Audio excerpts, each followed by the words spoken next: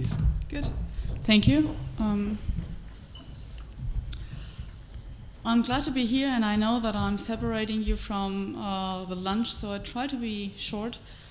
When I said I'm going to be on that panel, I received an email by Ernest, and he wrote to me and said, I saw that you're doing a lot of user research. Can you say something about users and journals? And I was sitting in front of my computer and thinking, users. Who are the users of a journal? And you might have noticed that not a single person on this podium so far has used the word user. We've talked about editors, about authors, about reviewers, but the word user does not appear. So I thought, okay, I'm going to do a little bit think tank with you. And I'm going to do a little bit of product development. And you might know persona design.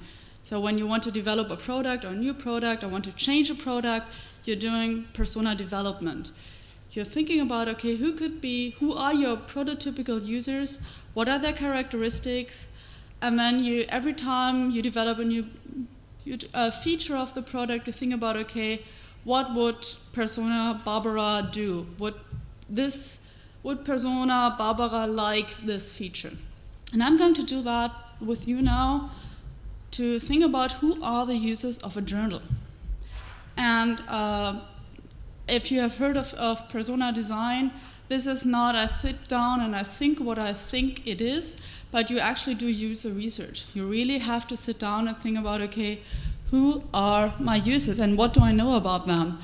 And in this case, I did a participator observation, except it would never make it into JSON because the only participant is me, and the one who did the observation is also me, so it's more an opinion piece. The participants in these observations are an editor. Again, it's me. I'm editor of Library HiTech and Emerald Journal for 7 years now. I started as an assistant. I've been reviewer for tons of journals, of conferences. Of course, I'm author. I'm a young professor. I have to publish.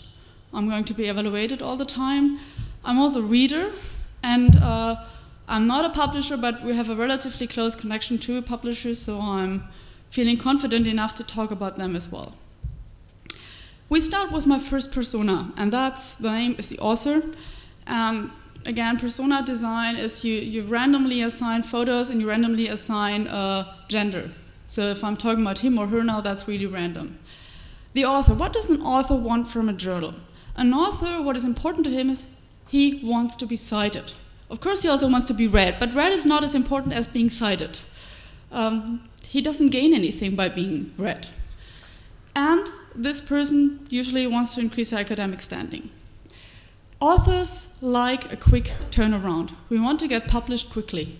We want to submit it, and the best is get a review a week later. And we love salami publications. We just had that right now, the cookie cutters.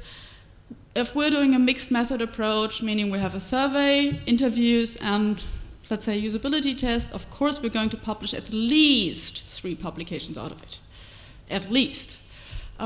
Because the more publications we have, the better we are. Authors do not like backlogs. Backlogs are articles that the journal collects and then can use for the next issue. JSIST had a rather long backlog.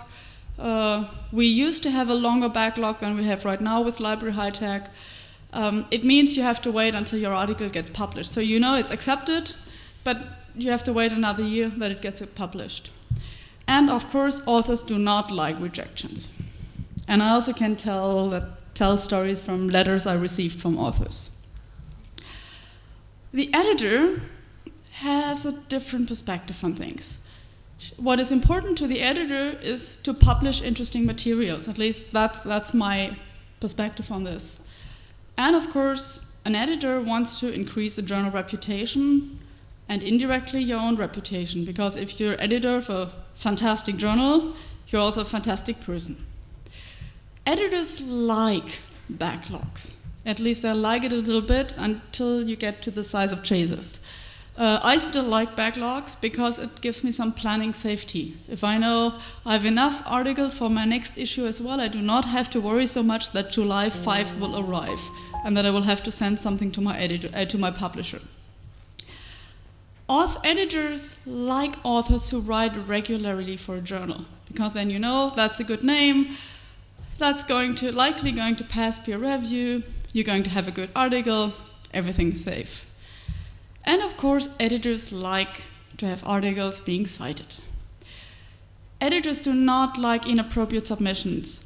I do not get as many articles or submissions as Blaze gets. I get only 160 per year, but that's still 12 per month, meaning 12, 16 per month. That costs me at least 5 hours per week, and most of it is just rejecting inappropriate submissions.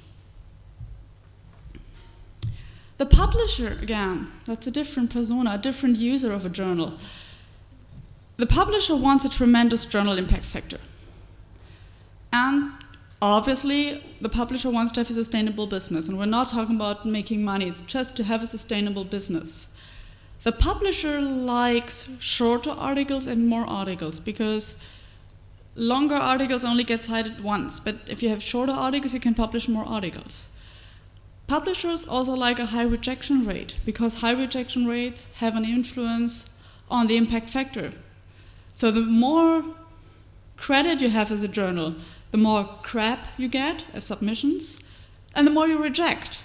And the more you reject, the higher your impact factor. It's a little bit a ridiculous system, but that's how it works. Publishers also like a backlog. Some like backlogs more than others. And publishers like big names. So the same authors all the time, because they guarantee that these are articles that will be read. Publishers do not like editors not delivering content. And publishers do not like, in my experience, authors screaming for open access. The reviewer has another perspective on this. What is important to a reviewer is to work for a high reputation journal. Because again, you're listed in a CV and you don't want to work for whatever journal. And you want to read interesting articles. I mean, that's the whole point of volunteering to be a reviewer. Reviewers like shorter articles. If I can say something in 20 pages, then I do not need to write 40 pages. And reviewers like citations that are supporting a claim. So reviewers do not mind citations if they are not just citations being thrown down because you have to cite. Reviewers hate to waste time on bad articles. And frequently reviewers tell me, okay, do I have to do that article? Can you not reject it out of hand? And, oh no, okay, well, this is actually, it sounds like a good article. And reviewers do not like me sending nasty reminders. I have two more. No, actually, it's the last one. The author. No, I have two more, sorry. It should be the reader, sorry. That's why I'm confused.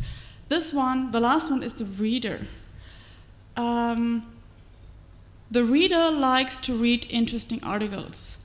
The reader likes to read up-to-date research. So the reader does not like backlogs, because backlogs mean not up-to-date research.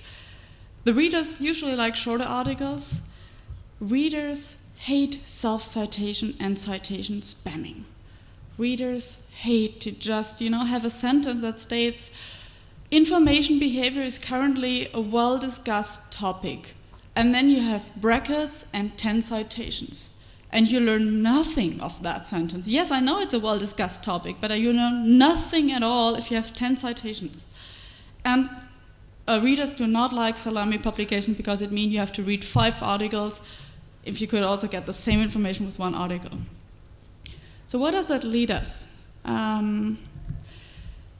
This means these are the users. These are your persona. And now comes the uncomfortable part in persona design, because now you have to say who's your primary user group. In persona design, you always have to sit down at the end and say, okay, who is the user group you're designing for? Because all the features that you're doing should be made for that person, and then the other persona also come in. I mean, they're the second user group, and then there are the edge groups. And my hypothesis is that right now the authors are the primary user group, so we're orienting towards the author, and the edge group, the one that we are not really looking at, are the readers. And I would like to discuss that it might be good for our field, for our research, if we would focus more on the readers and focus what they need, because I think then we will have better articles. Thank you.